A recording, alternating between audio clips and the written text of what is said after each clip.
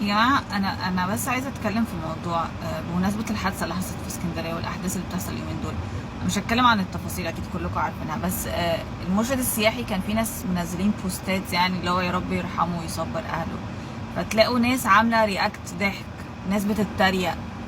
هو يا جماعة هو حتى الموت، يعني انتوا حتى الموت ما سبتوش حد في حاله.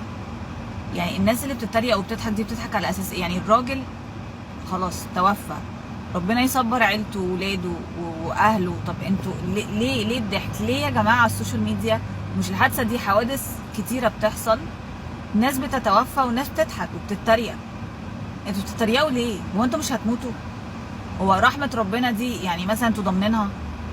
طب ليه يعني بتضحكوا على اساس ايه يا جماعه؟ انا ما بقتش فاهمه بجد. تحس الناس ما بقاش فيه احساس، ما بقاش فيه يعني حتى الرحمه بيستكتروها على اي بني ادم بيتوفى. انتوا طبعكم انتوا بني ادمين؟ يعني ده ايه طبعكم ده؟ ايه طبعكم ده بجد؟ يعني ليه؟ انا مش عارفه بصراحه يا جماعه. بس في يعني على السوشيال ميديا مؤخرا بقيت الاقي ناس نوع من التنمر، عدم الاحترام، عدم الرحمه، وانا الواحد غصب عنه يعني دمه بيغلي. يعني انتوا ايه ده؟